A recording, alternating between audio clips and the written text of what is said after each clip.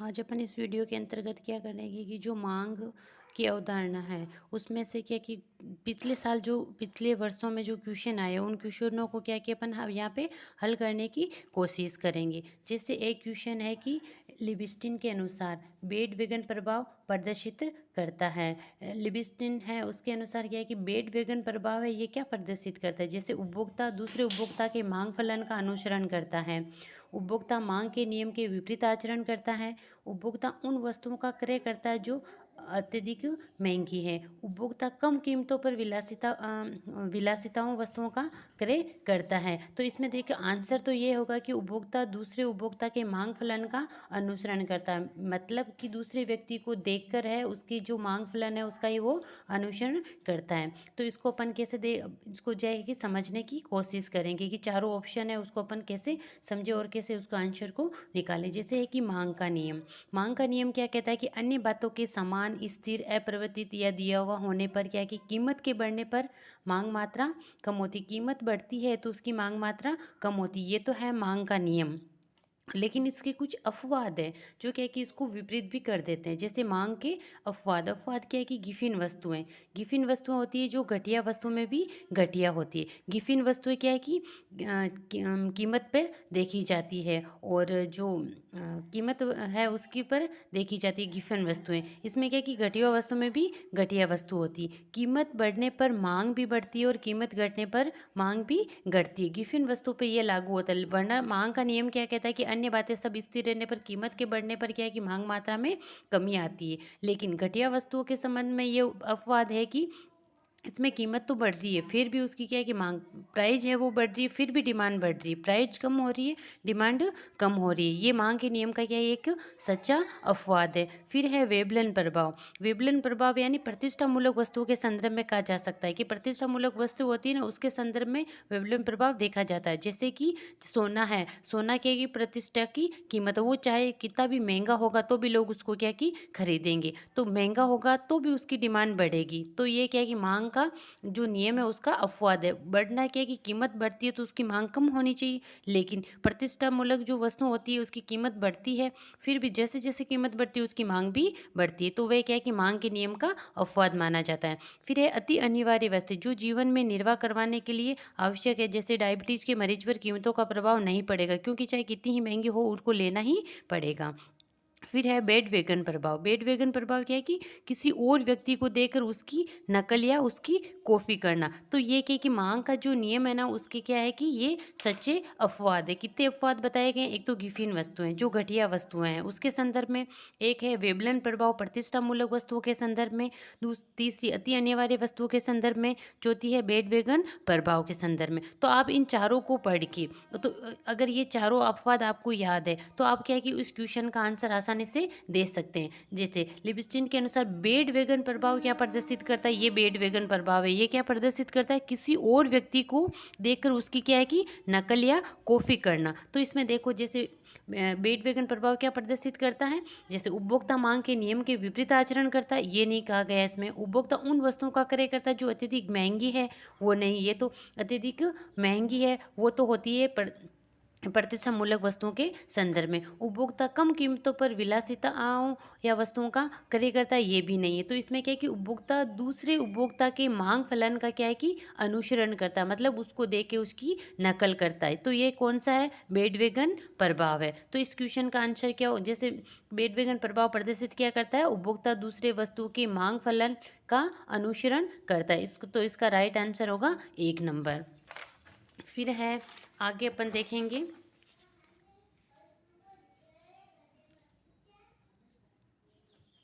मांग वक्र के विवर्तन के संबंध में निम्न में से कौन सा कथन सही नहीं है। कि मांग वक्र है दाईं ओर जाएगा बाईं ओर जाएगा, उसके संबंध में जो कथन है उन कथनों में से जो सही कथन है उसको अपन को क्या है कि यहाँ छांटना है।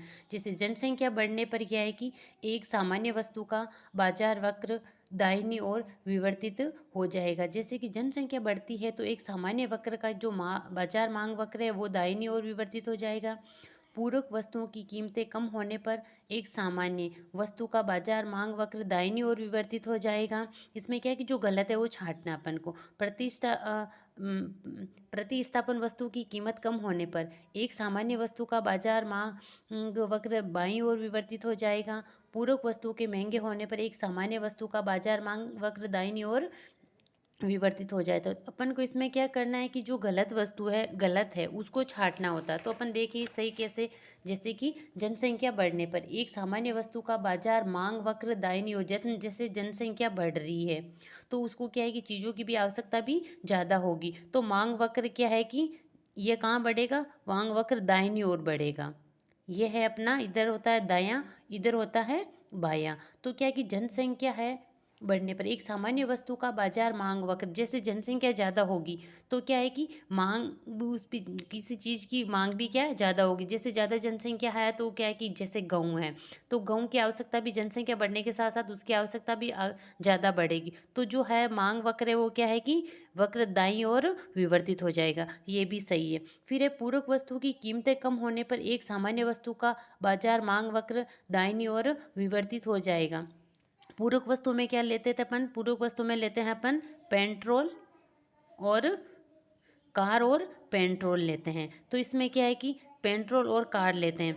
जैसे कार की कीमत बढ़ गई, इसकी क्या है कि यहाँ पे कीमत बढ़ती है कार की, तो पेट्रोल है इसकी कीमत बढ़ जाती है तो पेट्रोल की क्या है कि डिमांड है वो क्या है कि कम हो जाएगी और इसकी डिमांड कम हो जाएगी। और कार है, कार की कीमत अगर कम हो गई, कार की कीमत कम हो गई तो क्या है कि पेट्रोल है, पेट्रोल की डिमांड, इसकी कीमत कम हो गई है कार की, तो लोग क्या है कि कार को ज़्यादा खरीदेंगे तो क्या है कि इसकी डिमांड बढ़ जाएगी। तो इनमें क्या है कि एक तो एक ऋणात्मक संबंध पाया जाता है और दूसरा क्या है कि कम होने पर सामान्य वस्तु का बाजार वक्र दाहिनी ओर, क्योंकि एक ही अगर कम हो जाएगी, कीमत अगर बढ़ गई है इसकी तो उसकी क्या है कि कम हो जाएगी। तो जो पूरक वस्तुएं हैं उसके संदर्भ में जो मांग वक्र है वो क्या है कि दाईं ओर विवर्तित होता है, क्योंकि एक बढ़ता है तो एक कम होता है। फिर ये प्रतिस्थापन वस्तु की कीमतें कम होने पर एक सामान्य वस्तु का बाजार मांग वक्र क्या है कि बाईं ओर विवर्तित हो जाएगा। जैसे चाय और कॉफ़ी है, अगर चाय है, चाय की कीमत कम हो गई तो कॉफ़ी की कीमत क्या है, डिमांड है वो भी कम हो जाएगी। इसकी कीमत कम हो गई तो इसकी डिमांड भी कम हो जाएगी, क्योंकि इसकी कीमत कम होने पर जो कॉफ़ी पी रहे थे लोग वो क्या है कि चाय की ओर अपना रुख कर लेंगे। तो वही क्या है कि जो मांग वक्र होता है ना ये, तो मांग वक्र क्या है कि उसका वापस जो ऐसे दाईं ओर जा रहा था वो क्या है कि बाईं ओर विवर्तित हो जाएगा।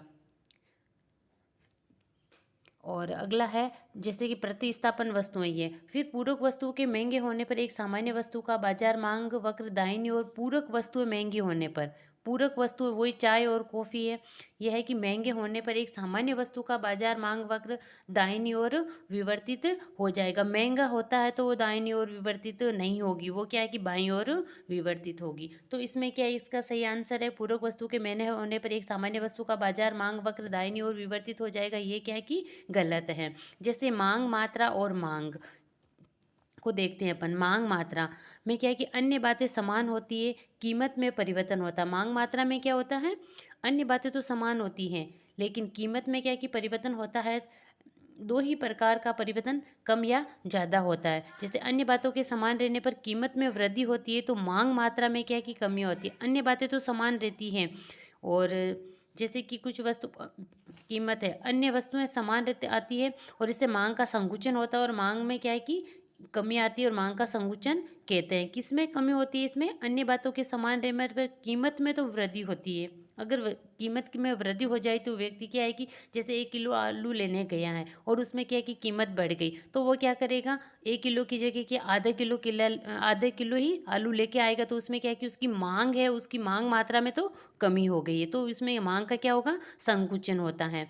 अन्य बातें समान रहने पर कीमत में कमी होती है तो मांग मात्रा में क्या है कि वृद्धि होती है। वही है कि जैसे कि लेने गया था 1 किलो आलू, तो उसमें क्या है कि उसको कीमत कम कम थी, तो उसको क्या है कि 1 किलो के स्थान पर क्या है कि 2 किलो के आलू लेके आ जाएगा। तो इसमें क्या है कि मांग मात्रा में वृद्धि होगी और इसे ही मांग का विस्तार कहा जाता है। संकुचन में मात्रा में कमी आती है और विस्तार होता है उसमें मात्रा में वृद्धि होती है। संकुचन व विस्तार अन्य बातों के समान रहने पर कीमत परिवर्तन के परिणाम स्वरूप होता है। जैसे देखो कि यह है कीमत और मांग मात्रा को दर्शाया गया। कीमत में कमी से मांग मात्रा का विस्तार होता है और समान मान वक्र में क्या है कि ऊपर से दाईं ओर जाने पर मांग मात्रा में विस्तार होता है। जैसे ए से बी की ओर जाने पर क्या है कि देखो यहाँ है कीमत है इतने रुपए की, तो उसकी मांग मात्रा कितनी हो गई, यहाँ बढ़ गई। कीमत बढ़ी तो उसकी मांग भी वह भी कम हो गई। तो इसमें क्या है कि ए से बी क्या दर्शा रहा है अपन कि उसकी कीमत ज़्यादा है, कीमत ज़्यादा हो गई।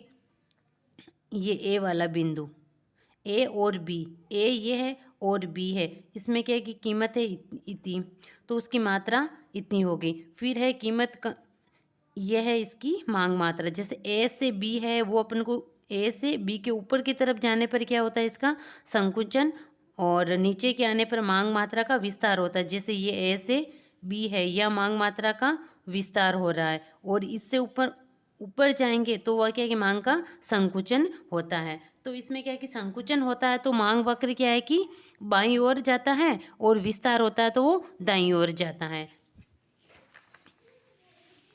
अगला है जैसे कि एंजल का नियम बताता है। एंजल का नियम किससे संबंधित है, आय से संबंधित होता है। एंजल का नियम बताता है, तो इसमें क्या है कि उपभोक्ता की आय और मांगी जाने वाली मात्रा के बीच के संबंध को दर्शाता है एंजल का नियम। या वस्तु की कीमत व मांगी जाने वाली मात्रा के बीच के संबंध को दर्शाता है। प्रतिस्थापन वस्तु की कीमत कम होने पर एक सामान्य बिंदु का बाजार मांग वक्र बाईं ओर विवर्तित हो जाता है, और पूरक वस्तु के महंगे होने पर एक सामान्य वस्तु का बाजार मांग दाहिनी ओर विवर्तित हो जाता है। तो जो एंजल का नियम है वो क्या बताता है कि उपभोक्ता की आय और मांगी जाने वाली मात्रा के बीच के जो संबंध होता है ना, उस संबंध को दर्शाता है। तो इसके अंदर आंसर 1 चाहिए। फिर है अगला क्वेश्चन है, यदि मांग की आय 1 से अधिक व धनात्मक है तो वह वस्तु होगी। क्या है कि यदि मांग की आय है वो क्या है कि आय लोच 1 से अधिक व धनात्मक है तो वह वस्तु कैसे होगी। जैसे कि आप मांग की लोच है वो कितनी प्रकार की होती है, 5 प्रकार की होती है। एक तो है ये सीधी मांग, उसमें अति अनिवार्य वस्तु है, ये है मांग सीधी। उसमें चाहे आप आय को कम कर दो, आय को बढ़ा दो, उस पर क्या है कि कोई प्रभाव नहीं पड़ेगा। वो कौन सी मांग होती, अति अनिवार्य वस्तु। ई बराबर यहाँ क्या होता है, 0 होता है।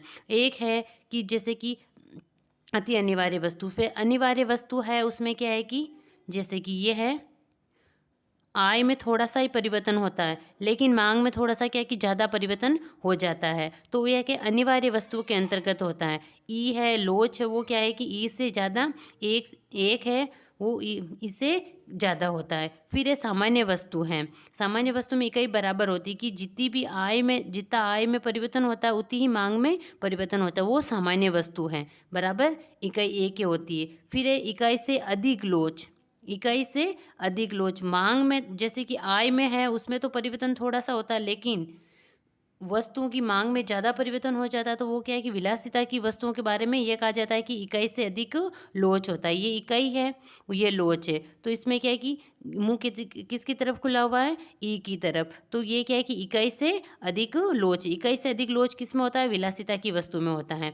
फिर है कि अनंत लोच, जो फैशन मूलक वस्तु होती है ना, उसमें क्या है कि आय में तो कुछ परिवर्तन हो या नहीं हो, जो फैशन मूलक वस्तु होती है तो उसमें क्या है कि लोच होती है वो अनंत होती है। इस प्रकार लोच कितनी प्रकार की, 5 प्रकार की होती है। जैसे कि अति अनिवार्य वस्तु है उसके अंतर्गत तो लोच होगी 0, और फिर अनिवार्य वस्तु है उसके अंतर्गत लोच क्या है कि एक, अनिवार्य वस्तु में ये लोच एक से लोच से अधिक होगी। फिर सामान्य वस्तु है उसके में क्या है कि बराबर होगी। विलासिता की वस्तु में क्या है कि ये इकाई से ज़्यादा होगी, यहाँ इकाई से कम है। अनिवार्य वस्तु में क्या होगी, इकाई से कम, और सामान्य में होगी इकाई के बराबर, और विलासिता की वस्तु है उसमें होगी इकाई से ज़्यादा, और फैशन मूलक वस्तु में होगी अनंत। तो इसमें क्या है, यदि मांग की आय लोच 1 से अधिक व धनात्मक हो, 1 से अधिक व धनात्मक हो। तो अपने एक से अधिक कहाँ पढ़ा था कि एक से, ये तो है एक से, ये इकाई है उसका क्या है कि एक से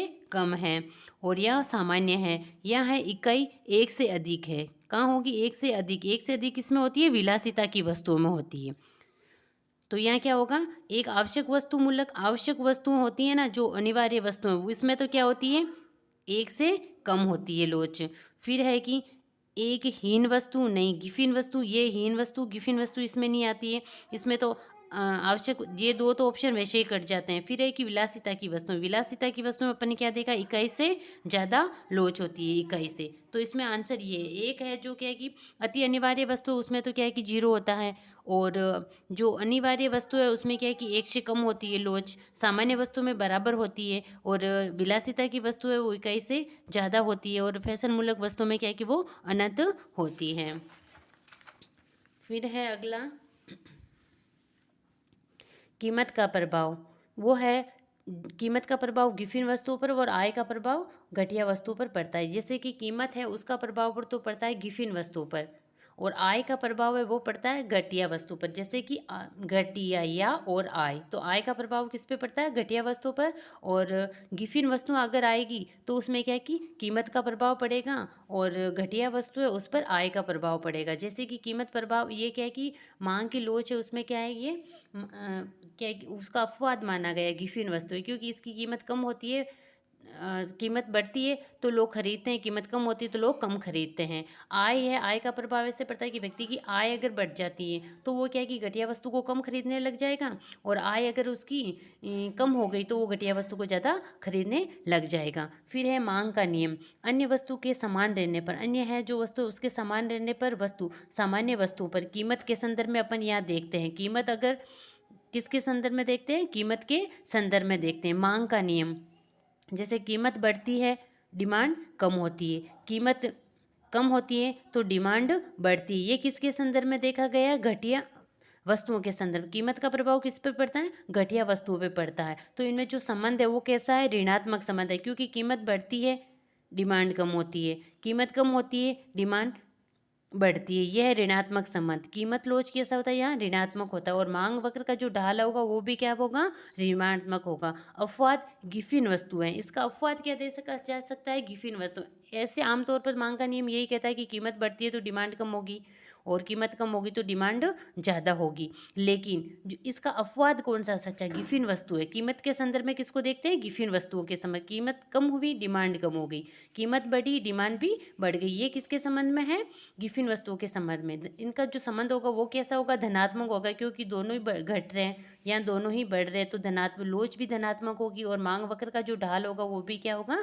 धनात्मक होगा। ये तो है कीमत के संदर्भ में देख रहे। कीमत के संदर्भ में अपन किसको देखेंगे? गिफिन वस्तुओं को देखेंगे। आय के संदर्भ में अपन किसको देखें? ये आ और घटिया या घटिया वस्तु के संदर्भ में देखेंगे। सामान्य क्या है कि आय बढ़ती है तो डिमांड भी बढ़ जाती है, और आय कम होती है तो डिमांड भी कम हो जाती है। यह संबंध कैसा हुआ? धनात्मक संबंध हुआ। लोच कैसी हुई? धनात्मक हुई। वक्र का ढाल कैसा हुआ? धनात्मक हुआ। लेकिन घटिया वस्तु के संदर्भ में क्या होता है?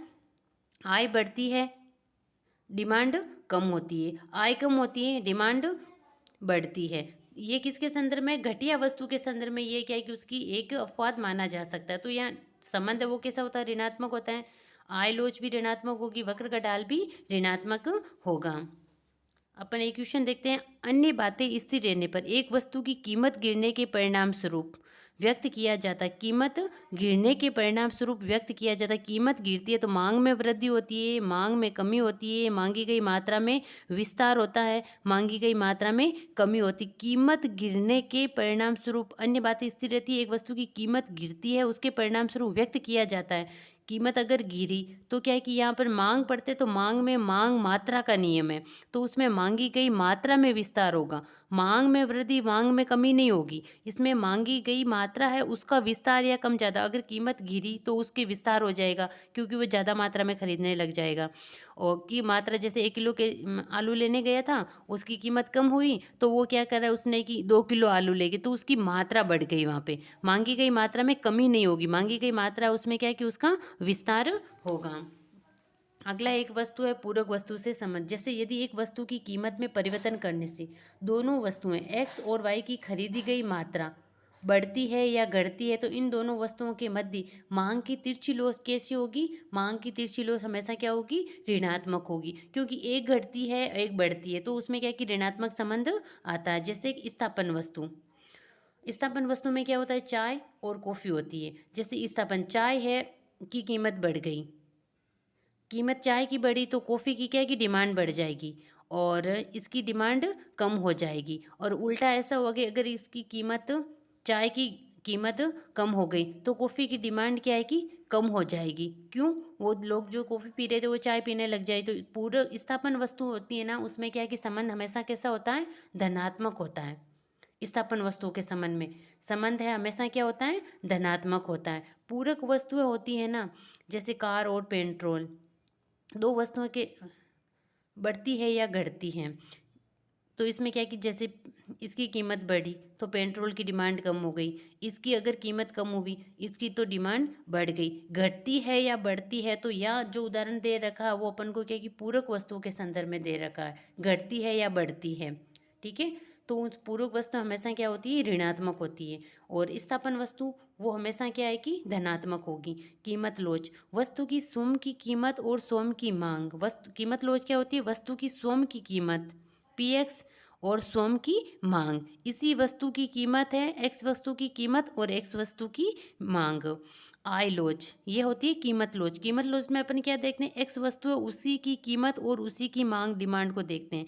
आय लोच उपभोक्ता की आय व उस वस्तु की मांग। वाई बराबर आई बराबर डी। आड़ी तिरछी लोच क्या होती है? आड़ी तिरछी लोच वस्तु की कीमत और डिमांड और ये वाई में देखते हैं, ये आड़ी तिरछी लोच के बराबर में देखते हैं। फिर एक वस्तु जिसकी अनेक निकट प्रतिस्थापन हो उसकी लोच। एक वस्तु है जिनकी अनेक निकट प्रतिस्थापन वस्तु या स्थापन वस्तु कौन सी होती हैं? जैसे चाय और कॉफ़ी वाला उदाहरण देखते हैं, तो उसकी लोचदार मांग अत्यधिक लोचदार मांग होगी, क्योंकि प्रतिस्थापन वस्तु है ना, तो उसमें क्या है कि प्रतिस्थापन अलग वस्तु मिल जाएगी तो उसकी लोच अधिक होगी। क्यों? व्यक्ति उस कीमत ज़्यादा कीमत वाली वस्तु को छोड़ के जो अधिक कीमत वाली जो कम कीमत वाली वस्तु उसकी डिमांड वो ज़्यादा करने लग जाएंगे, तो है तो उसकी क्या है कि इकाई से अधिक लोच हो जाएगी। फिर है लोच को प्रभावित करने वाले कारक कौन कौन से होते हैं? जैसे लोच होती है ना, उसको कौन कौन प्रभावित कर सकते हैं? तो क्या है कि अधिक स्थापन प्रतिस्थापन वस्तु है, अधिक लोच जैसे अधिक सीमा होने पर, यह है कि अधिक स्थापन प्रतिस्थापन वाले वस्तुएं इसको प्रभावित करती है लोच को। आय में हिस्सा अधिक हो तो लोच भी अधिक होगी और कम हो तो लोच भी कम होगी। वैकल्पिक उपयोग अधिक हो तो कीमत का प्रभाव ज़्यादा होगा और वैकल्पिक उपयोग कम हो तो कीमत का प्रभाव भी कम होगा। एक आदत है वो भी क्या है कि लोच को प्रभावित करती है। इस प्रकार एक अलग है, जैसे एक निश्चित समय पर दी गई कीमत पर किसी वस्तु को खरीदने की इच्छा, उसकी कीमत चुकाने की इच्छा, क्षमता तथा त्यागने की तत्परता को अपन क्या कहते हैं? जैसे कि एक निश्चित समय, समय भी निश्चित दे रखा है इसमें, ठीक है, समय पर दी गई कीमत पर, एक निश्चित समय है, निश्चित कीमत पर किसी वस्तु को खरीदने की इच्छा, निश्चित समय भी है, कीमत भी है और त्यागने की इच्छा भी है और चुकाने की इच्छा, मतलब उसको इच्छा को जो अपने जो साधन है उसको त्यागने की क्षमता है, त्यागने की तत्परता को है, तो उसको अपन क्या कहते हैं? ये मांग कहते हैं। उसको क्या कहते हैं? मांग। जैसे उपयोगिता नहीं कह सकते, उसको अपन क्या करेंगे? मांग कहेंगे। निम्न फलनीय संबंध है, जैसे डी एक्स है डिमांड है, इनके बीच ये फलनीय संबंध है पी एक्स, ये है सारी अन्य बातें। और इनको कहा जाता है, डी को कहा जाता है आश्रित चर, और यह है फलनीय संबंध, और यह है अन्य बातें, यह है स्वतंत्र चर होते हैं। तो इसमें यह कहा गया है कि ये फलनीय संबंध है कि जो पी एक्स है, पी वस्तु की, एक्स वस्तु की कीमत है वो किसको प्रभावित करती है? इसकी मांग को प्रभावित करती है, एक्स वस्तु की मांग को प्रभावित करती है। तो ये मांग से संबंधित है, तो ये मांग फलन का सूत्र है। उपभोग फलन है, उपभोग में क्या होता है? सी उपभोग करते हैं वो बराबर फलनीय संबंध और वाई। इसमें क्या है कि जो आय है वो क्या है कि व्यक्ति के उपभोग को प्रभावित करती है। तो ये यहाँ पे होता है आश्रित चर, और ये आय है वह यहाँ है स्वतंत्र चर। क्योंकि जैसे जैसे अगर आय बढ़ेगी उसकी, तो उसकी जो उपभोग है वो उपभोग की क्षमता भी बढ़ जाएगी। लेकिन ये भी कहा जाता है कि जितनी आय बढ़ती है उसी की कीमत में उपभोग उतना नहीं बढ़ता है। तो इस प्रकार अपन ने क्या है कि मांग से संबंधित जो क्वेश्चन आ रखे हैं उन क्वेश्चनों को क्या है कि यहाँ हल करने की कोशिश किए। तो आप बताइए कि ये वीडियो है अच्छा लगा तो आप कीजिए अपने अधिक से अधिक फ्रेंड के साथ क्या है कि इसको शेयर कीजिए। और अगले जो वीडियो है उसके अंतर्गत अपन क्या है कि और कुछ जैसे कि राष्ट्रीय आय से संबंधित हो या मांग से संबंधित तो कर लिए, राष्ट्रीय आय से संबंधित है, बैंक की अवधारणा, बजट घाटे की अवधारणा, उसमें से जो पिछले सालों के जो क्वेश्चन आए ना उस क्वेश्चनों को अपन क्या किया सोल्व करने की कोशिश करेंगे।